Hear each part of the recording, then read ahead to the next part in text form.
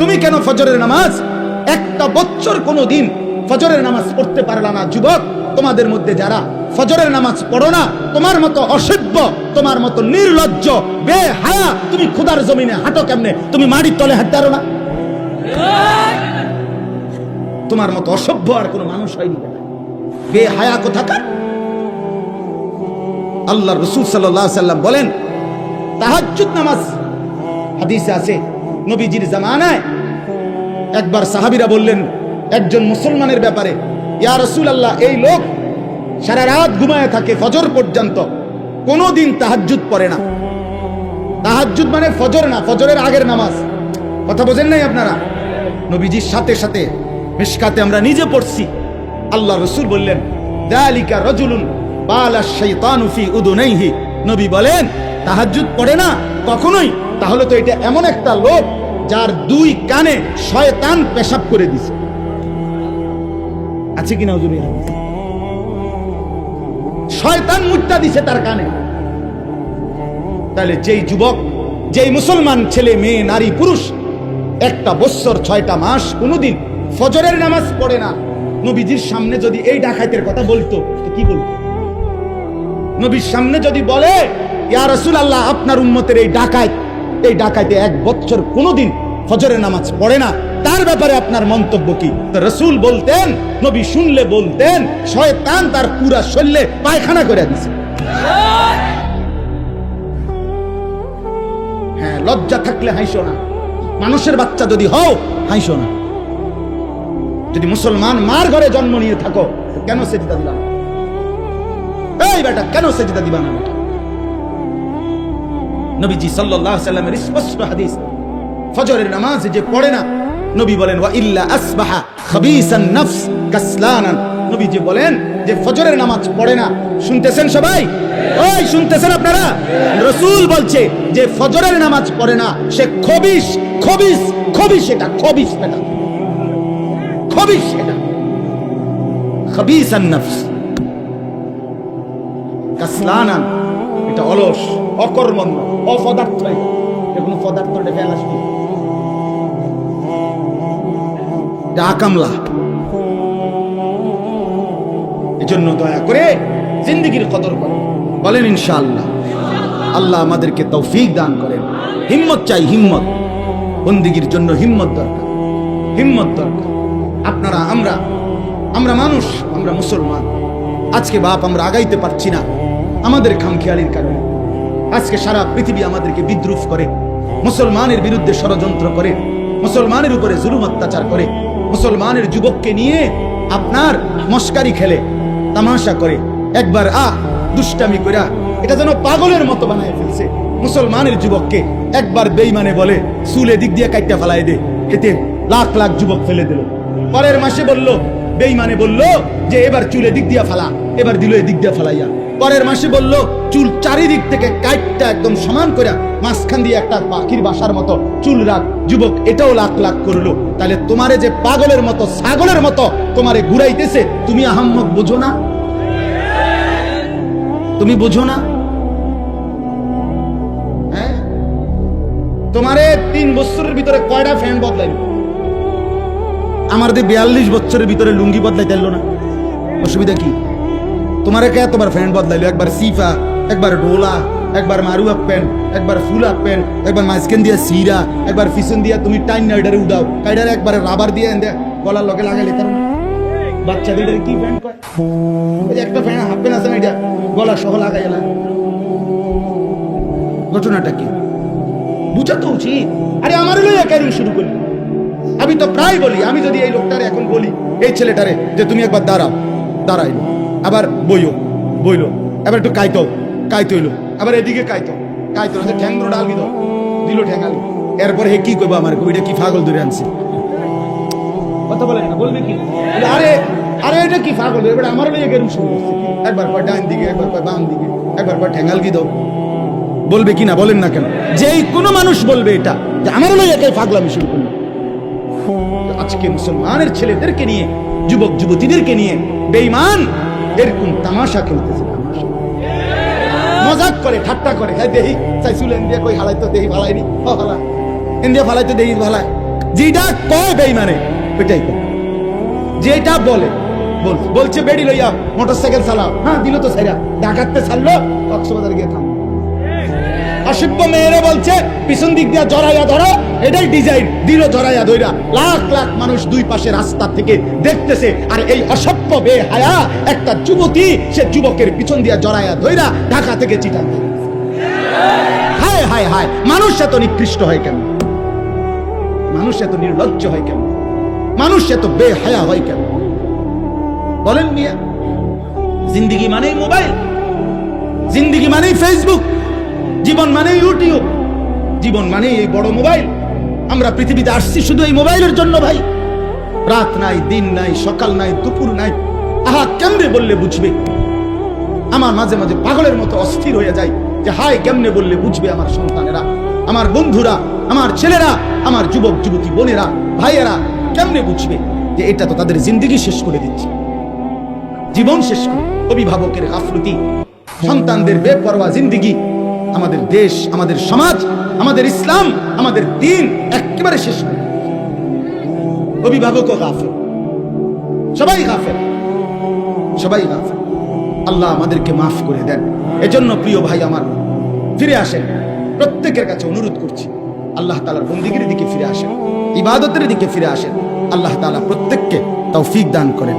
আমি একটা আয়াত পড়ছি, আয়াতের তরজমা কথা শেষ হয়ে যাবে ইনশাআল্লাহ। কোরআনুল কারীমের 9 নম্বর পারা, 7 নম্বর সূরা, সূরাটার নাম সূরা আরাফ। এই সূরার 157 নম্বর আয়াত। এই একটি আয়াত আমি তেলাওয়াত করেছি শুরুতে। এবার এই আয়াতের তরজমাটা বলি। আগে পুরা আয়াতের ব্যাপারে দুইটা শিরোনাম বলি, সংবাদ শিরোনাম, শুরু কথা আগে শিরোনাম বলি আর কি। শিরোনামটা হলো এই, আল্লাহ তাআলা এখানে দুইটা কথা বলছেন, মৌলিক কথা। এই একটি আয়াত, এক হলো আল্লাযীনা ইয়াত্তাবিউনার রাসূল। কথাটা খেয়াল করেন, শুনতেছেন সবাই? আল্লাহ তাআলা বলেন যারা অনুসরণ করবে রাসূলকে। কাকে? এই একটা কথা। এরপর আরো কিছু কথা আছে, এটা পরে কম। কি? এক নাম্বার কথা হলো যারা অনুসরণ করবে রাসূলকে। রাসূল বলতে কে? প্রিয় নবী সাল্লাল্লাহু আলাইহি ওয়াসাল্লাম। এরপরে লাস্টের দিকে আইসা আয়াতের শেষে আরেকটা কথা আছে, ওয়াত্তাবাউন নূরাল্লাযী উনজিলা মাআহু। এবং যারা অনুসরণ করবে ওই আলোকে, ওই নূর যেটা আমি আমার রাসূলের উপরে নাজিল করেছি। সেটা কি? সেটা কি? আমি আমার বন্ধুকে যেই আলো নাজিল করেছি, নূর, সেই নূরকে মানে আলোকে, সেই কোরআনকে যে অনুসরণ করবে। তাইলে অনুসরণের বস্তু দুইটা। অনুসরণের বস্তু কয়টা? একটা হলো কোরআন, আর একটা হলো কি? রাসূলুল্লাহ সাল্লাল্লাহু আলাইহি সাল্লামের জিন্দেগি, সুন্নাত। সুন্নাত একটা। তাইলে আল্লাহ তাআলা বলেন আল্লাযীনা ইয়াত্তাবিউনার রাসূল, যারা অনুসরণ করবে রাসূলকে, আর ওয়াত্তাবাউন নূরাল্লাযী উনজিলা মাআহু, এবং যারা কোরআনকে অনুসরণ করবে, আল্লাহ বলেন তাদের ফলাফল কি হবে? এই দুই অনুসরণ করার কারণে তাদের রেজাল্ট কি হবে? উলাইকা হুমুল মুফলিহুন, এরাই হবে সফল কৃতকার্য জান্নাত। এই হলো পুরা আয়াতের সংবাদ শিরোনাম, মানে ছোট কথা। কথা বুঝছেন কিনা বলেন? তাইলে কি বুঝলেন? যে যারা রাসূলকে অনুসরণ করবে এবং কোরআন অনুসরণ করবে, আল্লাহ বলেন তারা হবে কি? সফল। বলেন না কি? কৃতকার্য, জান্নাত। তারা কি হবে বলেন? মুফলিহুন। তারা কদ আফলাহাল মুমিনুন, যে আল্লাহ বলে মুমিনরা সফল।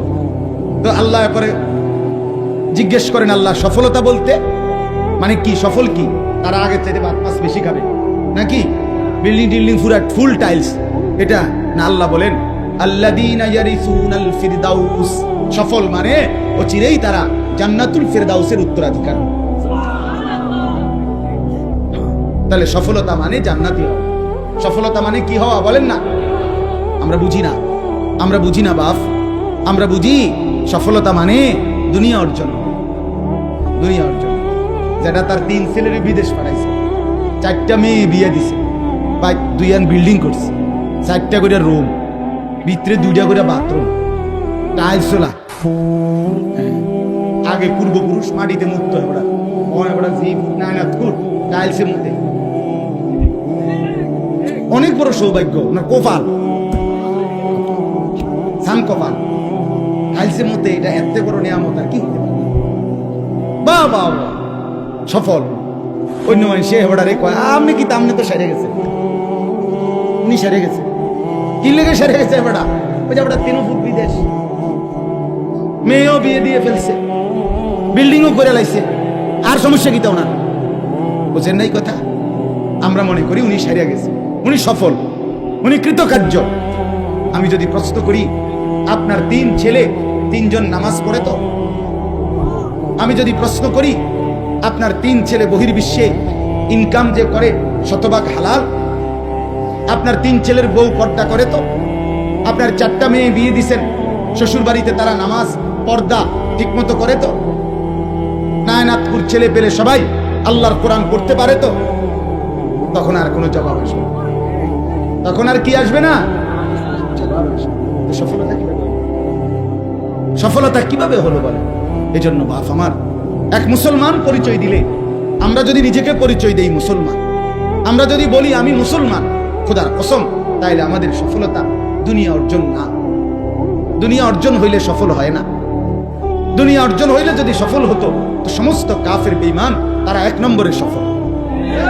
কারণ আজকের পৃথিবীতে এখনো গোটা পৃথিবীর মুসলমান একত্র হয়ে কামাই রোজগারি করলে ইউরোপ আমেরিকার 2-4-10 জনের টাকার সমানও হবে না। আমরা যখন 10 তলা বিল্ডিং দেখে মনে করি বেটা বিরাট বড় লোক, ইউরোপ আমেরিকা এগুলা গণা তো ধরে, গণা তো ধরে। আমি আপনার ওই আমার যে প্রাইভেট কার, এটা জাপানি মডেলের গাড়ি, মানে সবচেয়ে কম দামি গাড়ি জাপানি মডেলের, প্রোবক্স। এটা হলো সব জাপানি মডেলের প্রাইভেট কারের মধ্যে সবচেয়ে কম দাম, যেটা 8,60,000 টাকা দিয়ে আমি কিনছি। তো আমি পরে খবর নিলাম, এটা হলো ওই দেশে তারা তাদের বাজার খরচা টরচা মাল টাল, হ্যাঁ, এবং ছাগল টাগল লইয়া এটার ভিত্তি করে মাল নেয়। এইটা হইলো আমি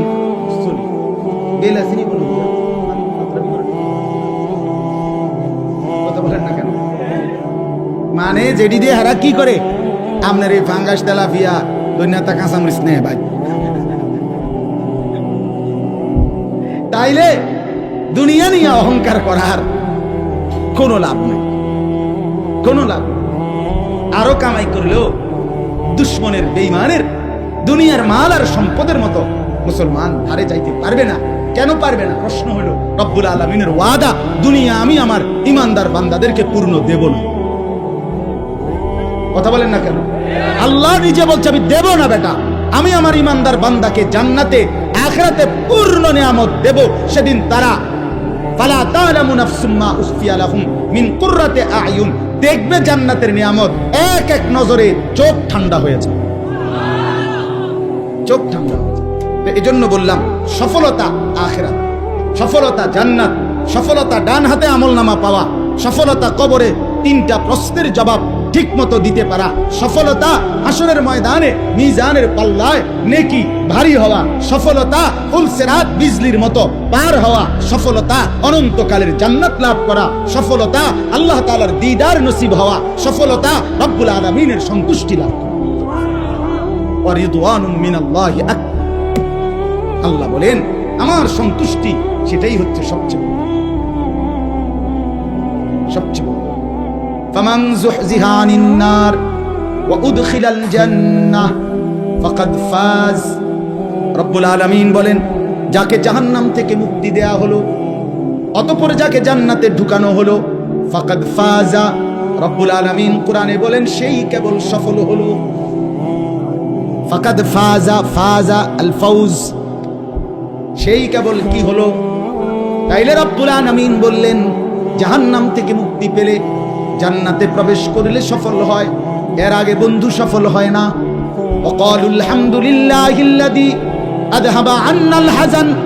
রব্বুল আলামিন বলেন হাসরের ময়দানে আমার বান্দা যখন জান্নাতি হবে আর জান্নাতের মধ্যে ঢুকবে, জান্নাতের নাজ ও নিয়ামত এক নজর দেখে আমার বান্দা বলবে, আল্লাহ আপনার সব প্রশংসা, আজকে আমার জীবন থেকে সমস্ত চিন্তা জীবনের তরে দূর হয়ে গেল। সফলতা সেদিনই মিলবে, সফলতা যেদিন জান্নাত মিলবে, যেদিন জান্নাত মিলবে, যেদিন রব্বুল আলামিনের সন্তুষ্টি মিলবে, রব্বুল আলামিনের সন্তুষ্টি মিলবে। আল্লাহ তাআলা কুরআনুল কারীমের মধ্যে বলছে, আমি আমার বান্দাকে জান্নাতে নিয়ামত দিতেই থাকবো, দিতেই থাকবো, দিতেই থাকবো, দিতেই থাকবো। ফেরেশতা কেবল বলবে আর লাগবে নি, আর লাগবে নি। বান্দা বলবে না আর লাগবে না। আল্লাহ বলবে আরো দাও, আরো দাও, আরো দাও, আরো দাও, আরো দাও, আরো দাও, শেষ পর্যন্ত বান্দা বলবে, ফেরেশতা ভাই কইলাম তো আর লাগতো না, আর কিত্তা দাও। ফেরেশতা বলবে, রব্বুল আলামিন আপনার জান্নাতি বান্দা বলতেছে আর লাগবে না, আর চাচ্ছে না। আল্লাহ বলবে, না ফেরেশতা, ওয়ালাদাইনা মাজিদ, আমার কাছে আরো আছে, আরো আছে, আরো আছে।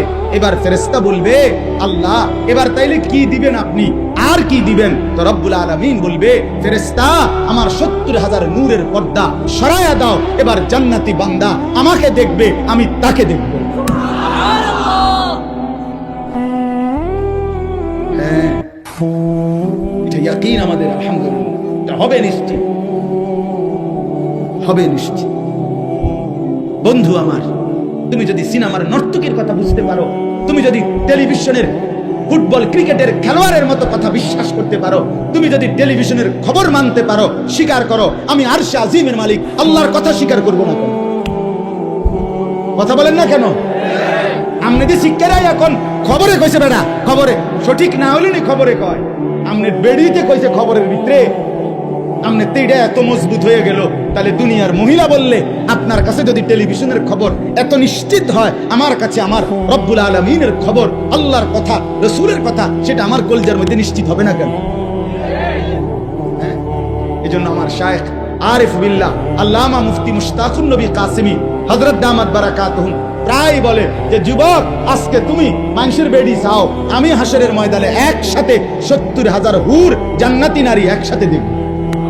তুমি অনসাও, আজ তুমি নর্তকীর গান শোনো, আমি জান্নাতে 70,000 হুরের গান একসাথে শুনি। তুমিও মজা করো, আমিও মজা করো, বাকি দুনিয়া তোমারও চলতেছে, আমারও চলতেছে, ঠিক কিনা বলেন না কেন? সেজদাওয়ালার রাতও ভোর হয়, নাফরমানের রাতও ভোর হয়, হয় কিনা বলেন না কেন? ভাত খাইলে সেজদাওয়ালারও পেট ভরে, বেঈমানেরও পেট ভরে।